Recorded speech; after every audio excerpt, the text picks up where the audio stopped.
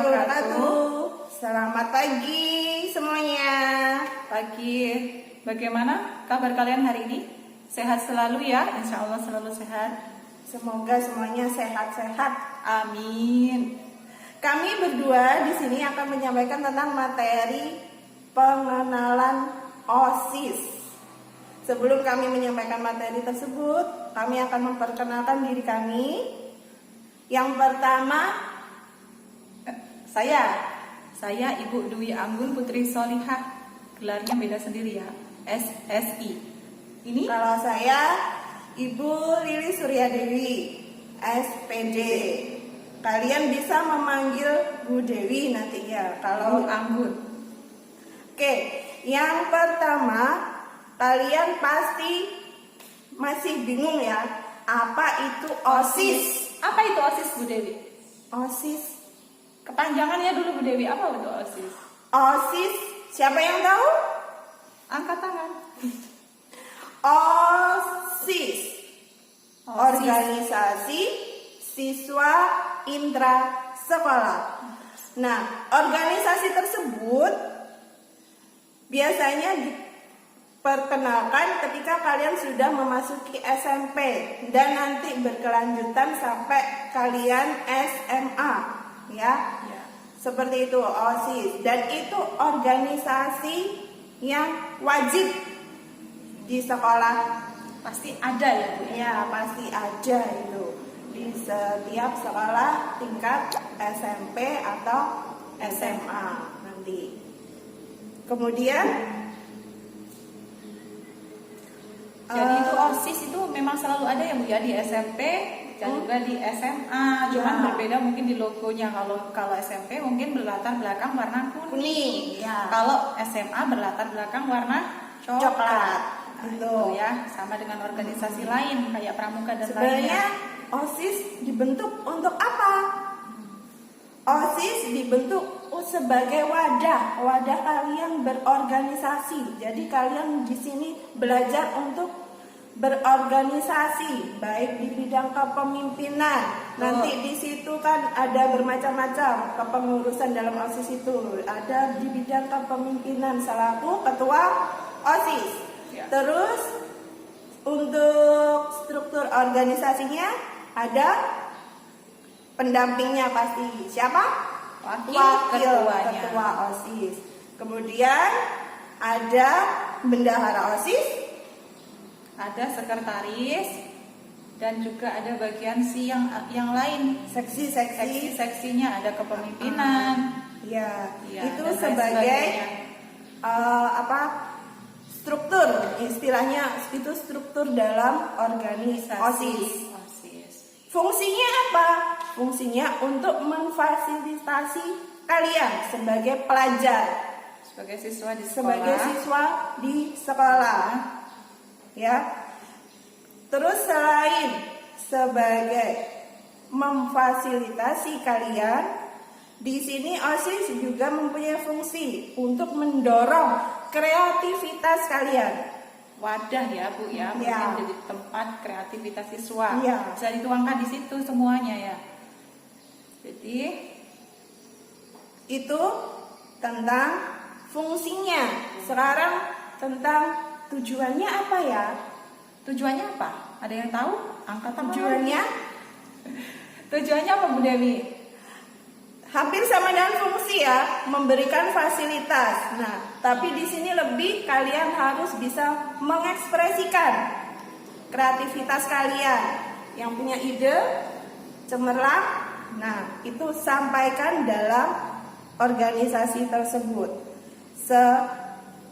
Sejauh itu positif ya, karena di sini organisasi OSIS itu intinya sebagai wadah kalian untuk berkreativitas dan berimajinasi sebagai seorang pelajar. Ya, betul. Intinya memaksimalkan potensi yang kalian miliki. Kemudian apa Bu Anggun? Ada tugas OSIS ya. Tugas OSIS hampir sama dengan tujuan, karena OSIS ini adalah sebuah organisasi di dalam sekolah tentunya punya fungsi yang sama dan tugas yang sama. OSIS ini sebagai wadah tempat untuk berkreativitas ya. Jadi kalau pertama di SD kalian belum pernah kenal namanya Belum organisasi, pernah, ya. nanti kalian ketika SMP kalian akan tahu apa itu organisasi. Ada di dalamnya ada pemimpinnya ya, ada wakilnya, ada sekretaris, ada bendahara di sana. Mereka punya tugas masing-masing ya. Di situ sebagai ketua punya tugas sendiri, sebagai wakil punya tugas sendiri. Sekretaris dan bendahara semua diajarkan tugasnya masing-masing, dan dari situlah setelah kalian berorganisasi seksi-seksi ya, dalam betul. organisasi tersebut. Nah, jadi setelah kalian berorganisasi, maka kalian juga akan banyak hal yang bisa diperoleh. Kalian menjadi tahu, oh bagaimana sebagai pemimpin, sikap apa. Nah, seperti itu. Kemudian punya rasa tanggung jawab terhadap tugasnya masing-masing. Apa tugas saya? Apa Ya. tugas teman saya? Gitu Nah, ya. kalau seperti itu sudah masuk ke manfaat Ya, mengikuti manfaat OSIS, mengikuti OSIS. atau mengikuti organisasi siswa intrasekolah ini. Ya. Yang pertama untuk apa ya? Untuk Bu Anggun? mengasuh jiwa kepemimpinan, Mengasah jiwa kepemimpinan kalian. Ya tadi ya sudah disebutkan bahwa sebelumnya disinilah kalian akan merasa jadi lebih bisa menjadi seorang pemimpin mandiri. Kalian pasti akan jadi anak yang mandiri kalau mengikuti OSIS ya. Kemudian kalian juga memiliki pengalaman organisasi. Itulah tadi. Sebelumnya kalian tidak pernah mengenal apa itu organisasi. Ya, mungkin sudah betul. ya. Sudah Bu, itu pramuka, sudah ada. Oh, kalau pramuka ya, itu kan juga organisasi. Pramuka itu juga organisasi Ya. yang wajib. Nah, Diikuti. kalian sudah mengenal dari SD ya. Iya, jadi itu kalau yang OSIS ini memang pertama kali Pertama kalian baru mengenal di sini ya. mengenal di Ya, jadi SMP kalian dan akan SMP. mengenal punya pengalaman organisasi. Kemudian meningkatkan kerjasama di dalam organisasi. Tentunya kalian tidak Harus. berdiri sendiri. Ada tim. Ada tim. Jadi kalian harus bisa lebih legowo untuk menerima pendapat teman, Ya. ya, sehingga disitulah terjalin kerjasama yang bagus untuk mencapai tujuan OSIS itu sendiri, ya kan? Ya. Jadi Demi sesuai tercapainya dengan visi misi visi-misi. sekolah, ya. Terus Kemudian berperan lewat program kerja. Nah, di dalam OSIS itu Harus juga punya mempunyai program kerja. kerja atau disebut biasanya orang-orang bilang brokernya apa? Selama OSIS itu apa program kerjanya? Ya, betul. Selama menjabat Menjabat atau OSIS. menjadi anggota OSIS tersebut. Iya, jadi nggak sama ya. Misalkan OSIS yang sekarang punya visi yang berbeda tentunya dengan OSIS yang sebelumnya. Itu program kerjanya tergantung anggotanya yang membentuk. Apa yang akan kita lakukan nanti gitu ya. Ketika kita menjabat di dalam organisasi OSIS. Itu tadi. Nah, jadi kalau untuk struktur tadi ya sudah dijelaskan sama Bu Dewi. Jadi garis besarnya seperti itu tadi ya, ada ketua, ada wakil, ada sekretaris, ada bendahara. Tentunya ya OSIS ini di mana sih Bu letaknya? OSIS ini ada di bawah dari kepala sekolah, kemudian ibu kurikulum pembina. ya, kemudian baru pembina, kemudian baru yang di bawahnya wakil ketua, sekretaris dan bendahara, seperti yang sudah posisi yang lain ya. disebutkan tadi. Jadi untuk organisasi OSIS itu nanti ada guru pendampingnya yang disebut dengan pembina OSIS. Jadi pembina itulah yang akan mengarahkan, membantu kalian dalam menjalankan kinerjanya nanti ya sebagai OSIS itu apa. Nah, di situ sih yang lebih penting Bu Dewi, mungkin untuk hal yang lain mungkin kalian akan lebih jelas kalau Iya. memang sudah terjun ke Dunia OSIS. nyatanya Langsung apa ya. itu? Oh iya Bu Dewi, OSIS itu apa semua orang bisa daftar Bu Dewi? Semua siswa nih misalkan kelas 7 sampai kelas 9. Ya, Apa semua bisa daftar?